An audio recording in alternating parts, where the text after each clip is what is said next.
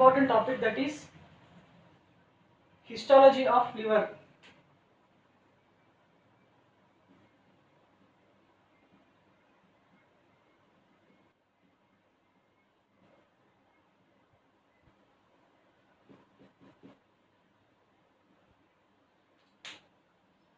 Liver histology. Let us discuss some basic points about liver. First of all, liver is the largest organ.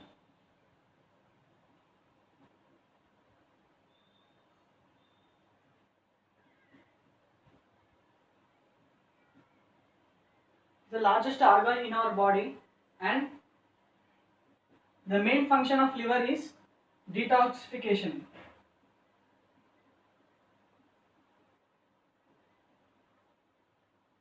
It is the largest one in our body, and one of the main function of liver is it helps in detoxification.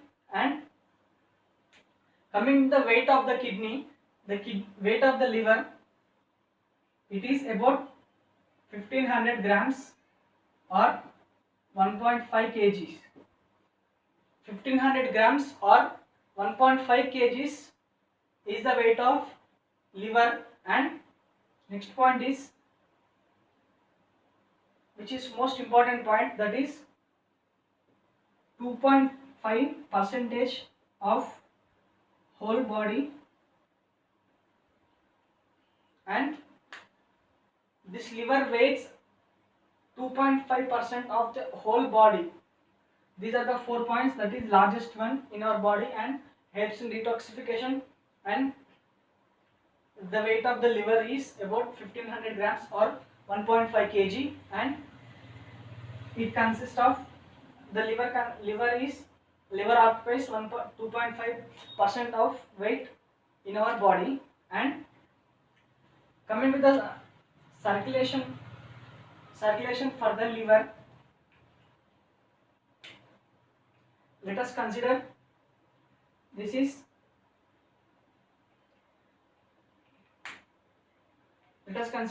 a heart.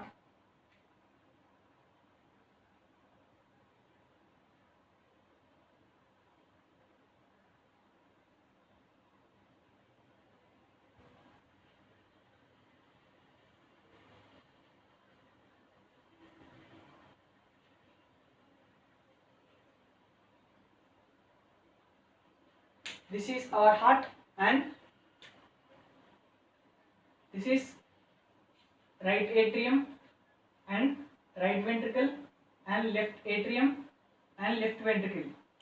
This is systemic arch and arises into each of the tissues. And let us consider gastrointestinal tract.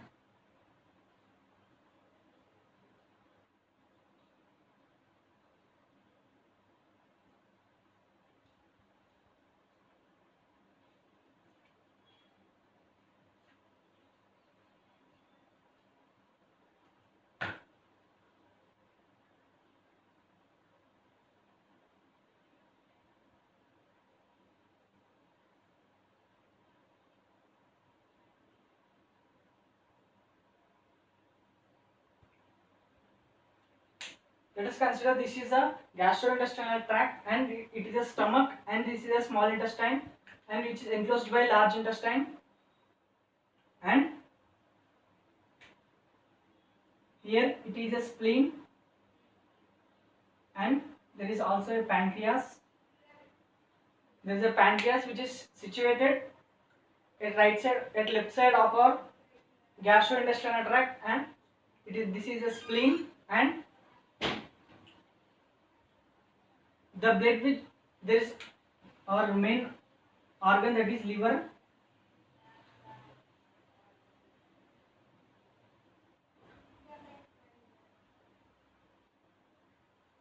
This is the main organ which is required for our understanding, that is liver. And when we talk about the blood supply to this liver, there are arterioles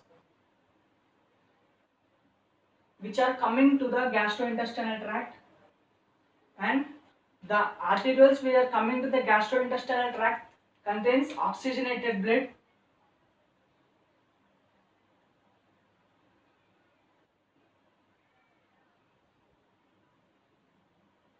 It contains the oxygenated blood, and there is also supply of blood to the spleen, and there is also supply of blood to the pancreas. And this gastrointestinal tract contains the will receive the oxygenated blood from the arterioles, and this pancreas also receives oxygenated blood from arterioles, and spleen also receives oxygenated blood. Now the blood which is entered into these organs, then the oxygenate from this oxygenated blood, some of the oxygen will be utilized by the tissues of this stomach, spleen and pancreas. And after, from these three structures that are totally called gastrointestinal tract, now there is a connection to this liver, that is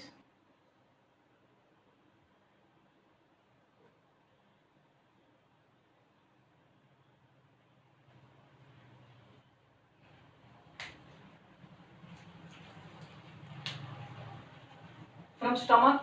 There is flow of blood from the stomach into the liver,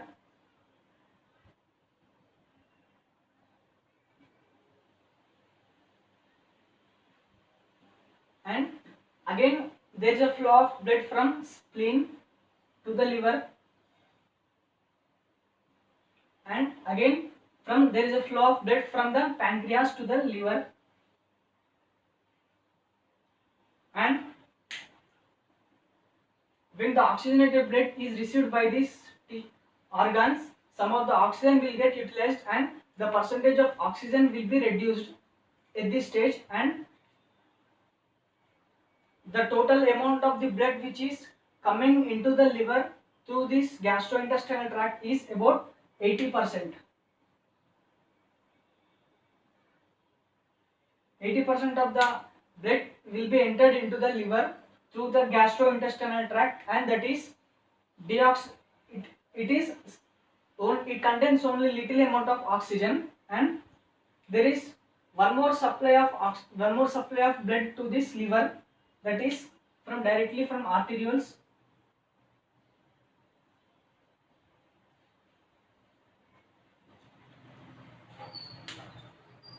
That is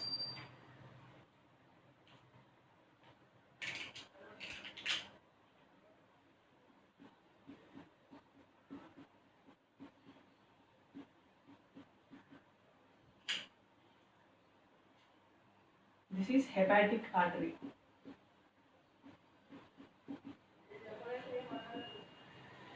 Now the blood from the hepatic artery will be reached to the liver, and the amount of the blood which is reaching to the liver through the hepatic artery is about just 20%.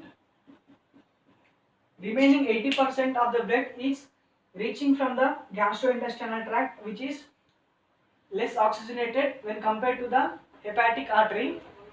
The amount of the blood which is entering into the liver through the hepatic artery is about 20%, and whenever this 20 plus 80, total 100% of the blood enters into the liver, then our liver consists of cells called hepatocytes.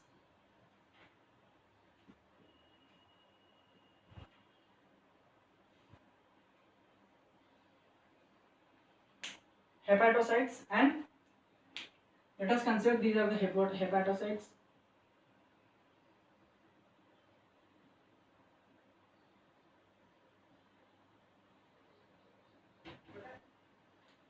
The size of the structure of the hepatocytes is like benzene, and it is 6 carbon it contains 6 carbons in it, and whenever the blood will be whenever the blood enters into the liver, then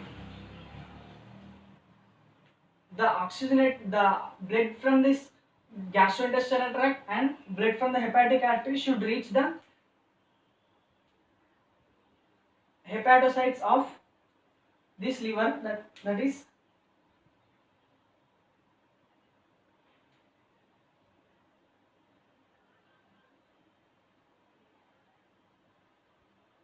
now the blood should reach to this all the branches.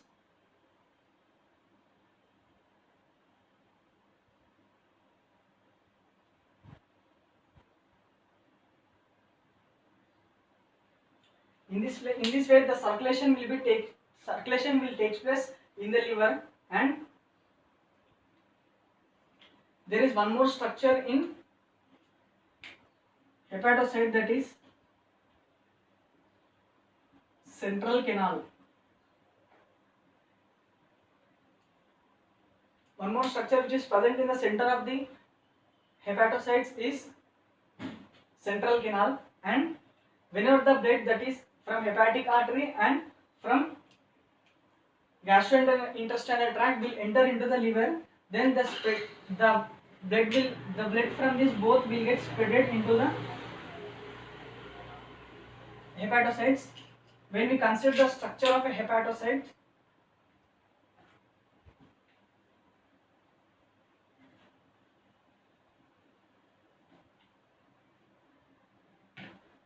when we consider the structure of hepatocyte,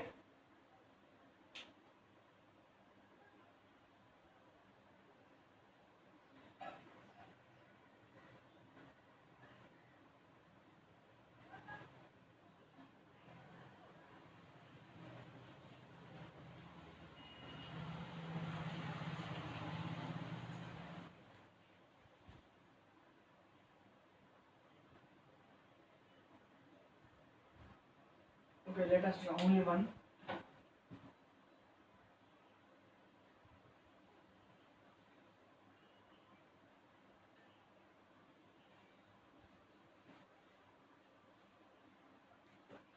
This is the structure of hepatocyte.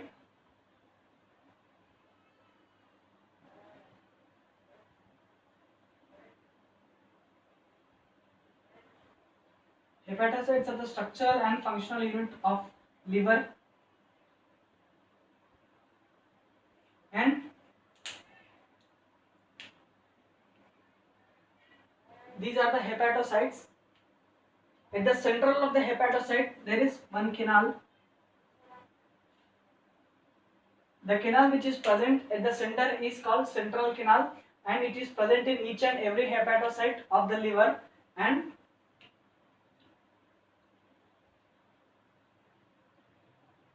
now there are two types of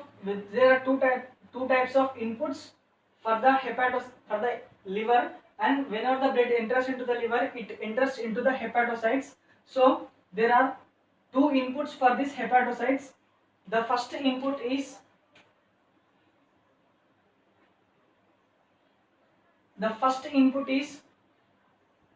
from gastrointestinal tract, that is from arterioles. This is also called portal vein.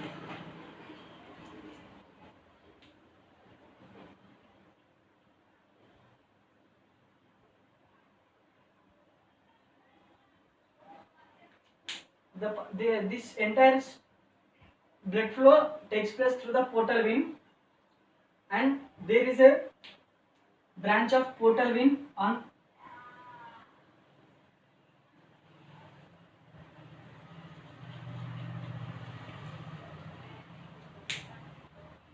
there are this hepatocytes is 6 carbon compound, and each end of the hepatocyte contains branch of portal vein through which the blood will be entered into the hepatocytes, and there is one more branch that is called hepatic branch.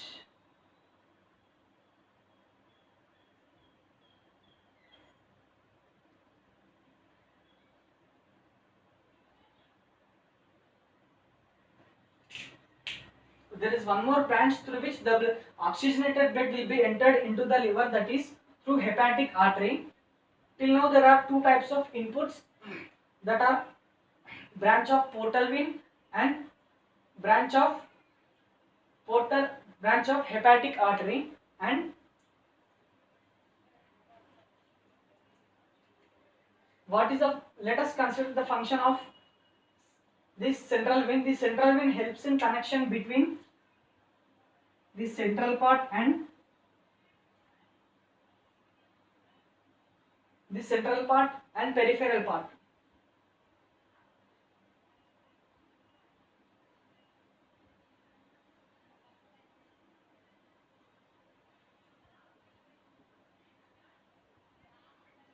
And these connections, the connections from central canal to the peripheral part is called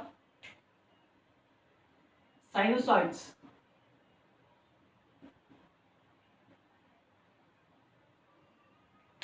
These are the sinusoids are the connection between the central canal and the peripheral part, peripheral edges of the hepatocytes. And coming to the next part,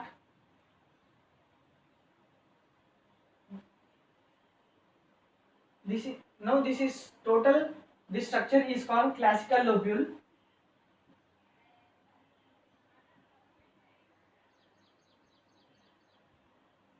The exact name of this structure is not a hepatocyte, it is called classical lobule, and the hepatocytes are present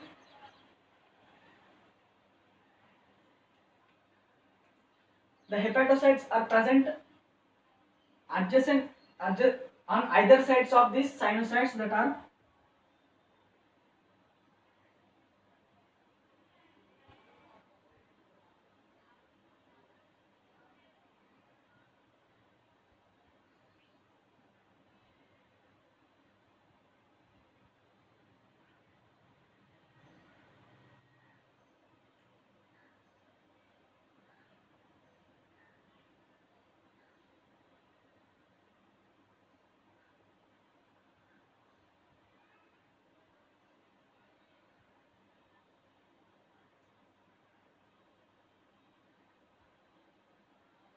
now these structures are called hepatocytes, and there is a space between these sinusoids and hepatocytes is called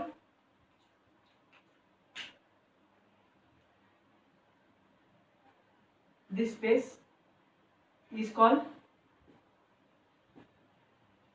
space of Descy. This is called the space of Descy, and once again there is a branch of hepatic artery and one more branch of portal vein which is entering into this classic lobule, and this is the central canal through which sinusoids are arranged and connected to the peripheral part of the classical lobule. And whenever let us talk about the function of these two structures, that are branch of hepatic artery and portal vein. Now the blood will be, and let us talk about these sinusoids. Thus membrane of sinusoids is not continuous, it is discontinuous. It contains perforations.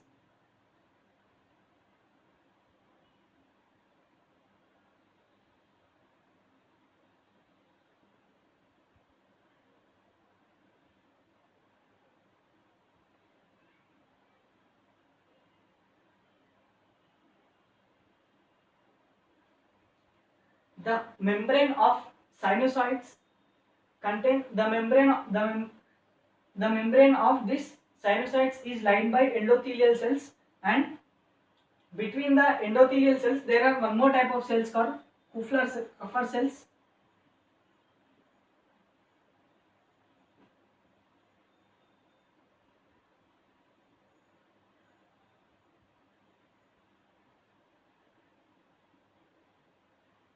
One more type of cells called Kupffer cells, and when the blood enters from portal vein and hepatic artery, then the salts and some proteins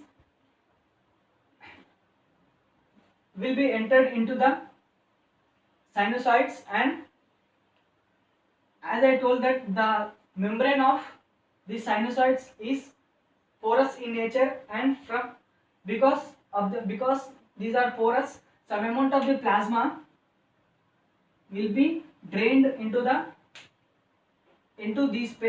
space of Deci, and whenever the plasma which is came the plasma which is came out of these sinusoids will grabbed by the hepatocytes which are present adjacent to the sinusoids, and whenever if the blood which is entered contains extra amount of proteins, these hepatocytes will absorb the proteins and will again give back this plasma to the sinusoids and will be entered into the central canal. There is one more point, that whenever the plasma which is entered into the space of Deci, maximum amount of the plasma will go back to the sinusoids, but some amount of the plasma will be remain in the space of sinusoids. In the some amount of the blood will be remain in space of Deci or hepatocytes, which results in the formation of lymph.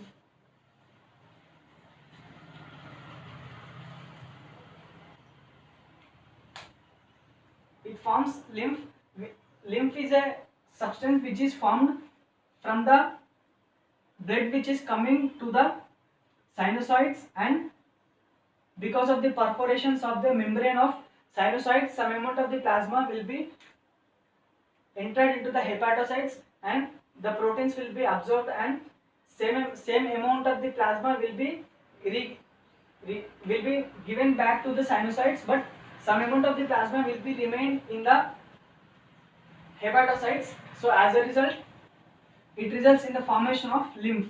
This is about formation of lymph. And when we talk about the structure of hepatocytes,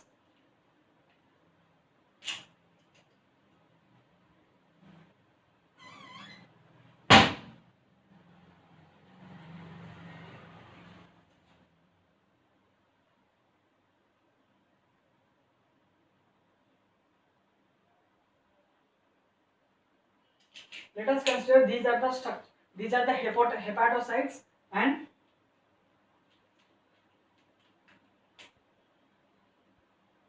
this is the membrane of sinusoids, and this entire space is called space of Deci, and the membrane which is facing towards the sinusoids contains structures like microvilli, and it helps in increasing of the absorption area of this hepatocytes, and there is centrally located nucleus. And one more point regarding this hepatocytes is the membrane of hepatocytes will be attached to each other, but at some edge it will be inflamed.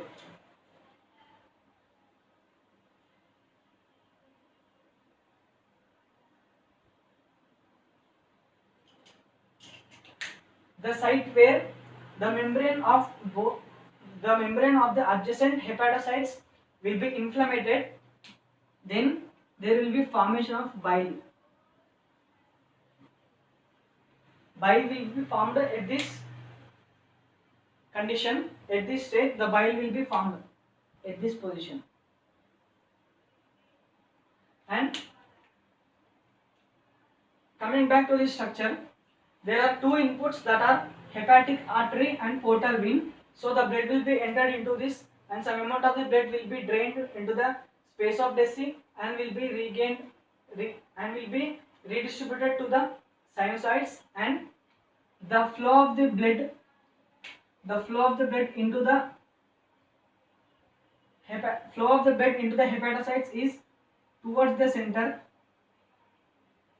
So it is called centripetal force, and whenever the blood will be entered into the hepatocytes, there will be formation of bile.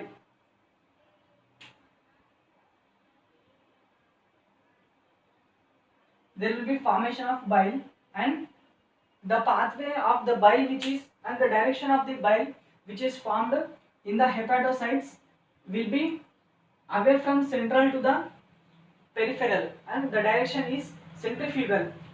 And after this, after the formation of bile, there is one more formation of, as we discussed, there is a formation of lymph. And when the lymph is formed, the direction of the lymph is also from center to the direction of lymph is also from center to the peripheral. Now,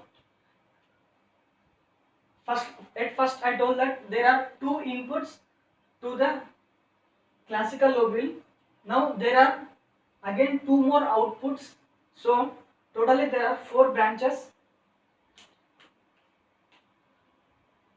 The bile which is produced in this classic lobule should come out through the branch of bile duct. It is a branch of bile duct, and this is a branch of bile duct, and one more.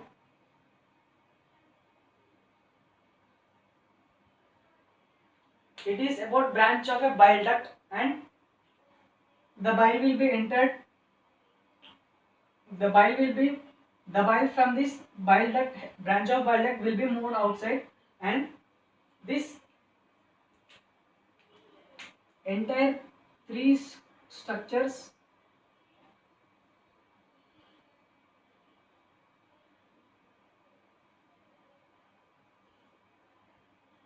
these three structures combined together called as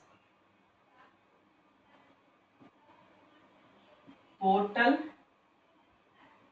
triad. This entire structure is called portal triad, but this portal triad is discovered by many scientists, and there is one more branch which is not discovered by that scientist. There is one more opening, that is lymph, branch of a lymph.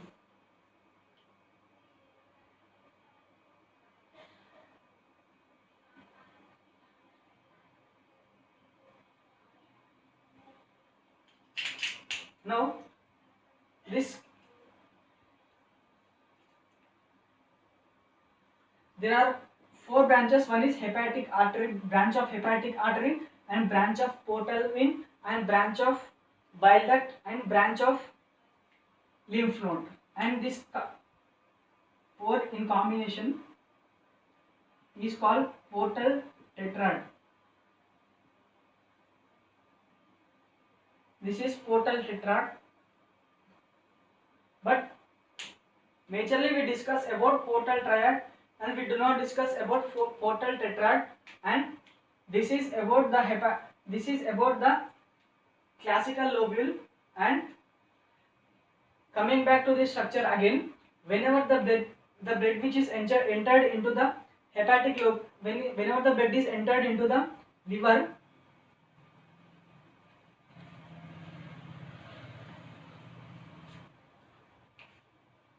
whenever the blood which is entered from the hepatic artery, which is oxygenated into the liver, and in same way, that is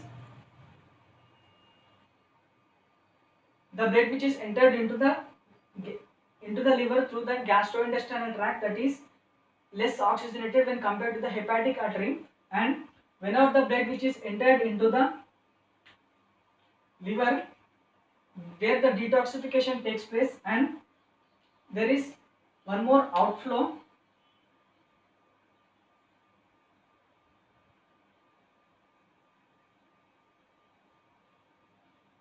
This is vena cava. Now there is one more outflow. Whenever the blood which is entered into the kidney, entered into the liver, should go out again. Now there is one more branch, that is this is called hepatic branch, hepatic vein.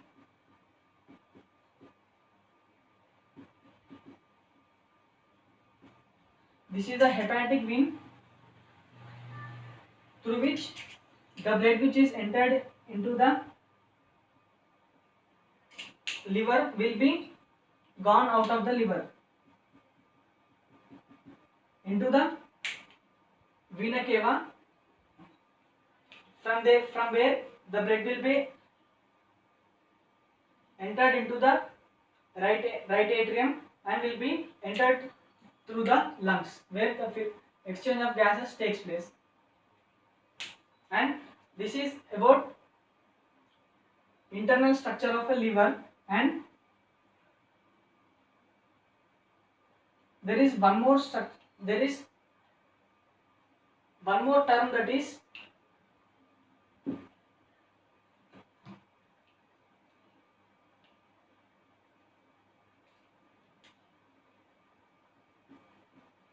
hepatic acinus.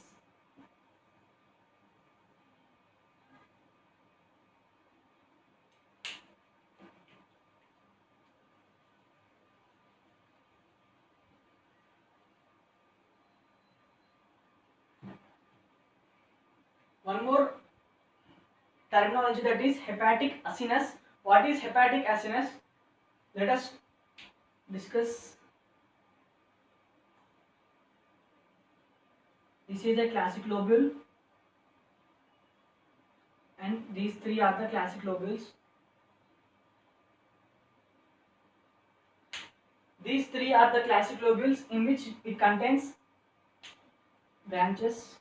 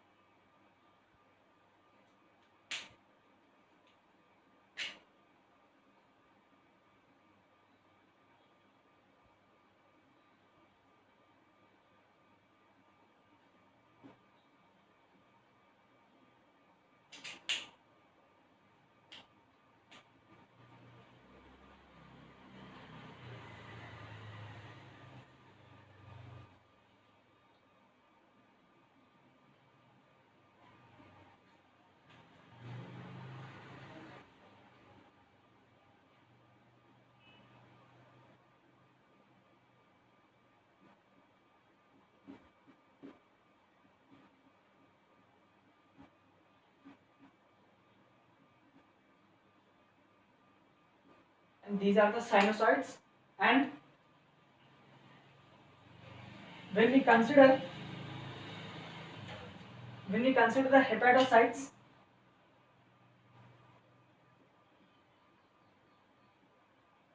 these are the hepatocytes.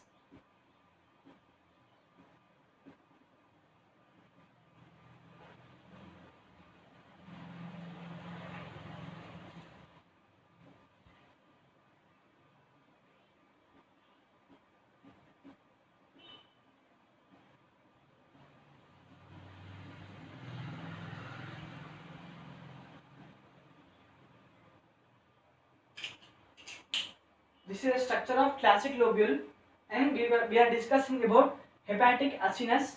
And there are hepatocytes which are present. Let us consider.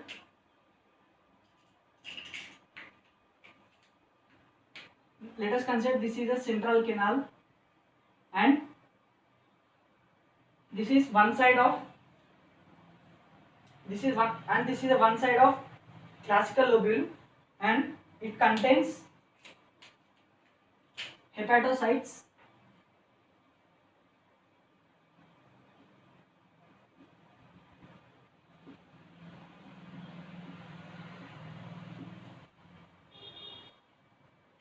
These are the hepatocytes. Let us consider these are the hepatocytes, and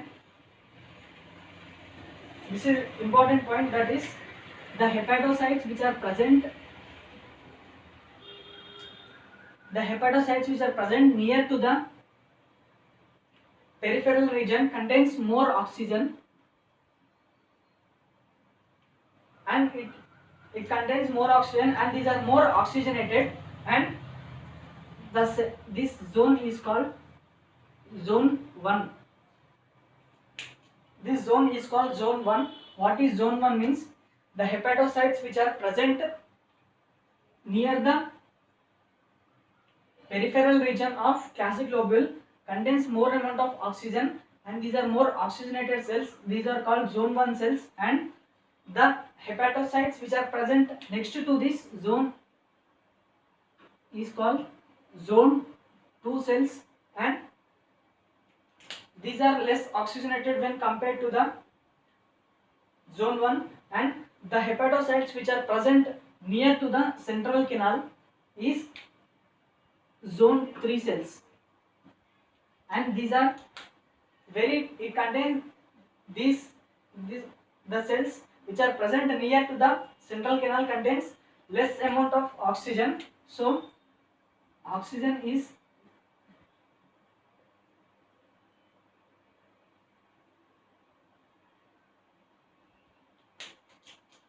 the amount of oxygen in zone 1 is greater than amount of oxygen in zone 2 is greater than amount of oxygen in zone 3. This is important point. Now, so these are the hepatocytes which are present near to the peripheral region, and these are also hepatocytes which are present near to the peripheral region, and this is zone 1, and it is zone 1, and it is zone 2, it is zone 3, it is zone 2, and it is zone 3, it is also same zone 1, zone 2, and it is zone 3. And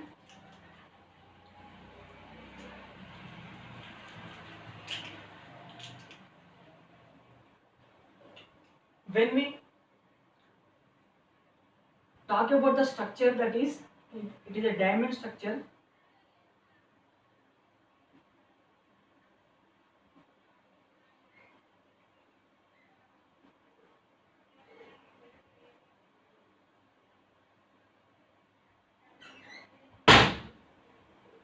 And when we discuss about the hepatic, this is about hepatic structure, and this is the diamond structure is called hepatic acinus. This is hepatic acinus. This diamond structure of this central canal is called hepatic acinus. And when we consider a patient who is having congenital heart failure, when we consider a patient of who is having congenital health failure, and in that case the cells which are present in zone 1, when we consider a patient who is having heart failure, and in that case the cells which are present in zone 1 will be damaged. It is now when we consider a patient who is having heart failure, then the zone cells which are hepatocytes which are present in zone 1 will be damaged. And this is about liver history.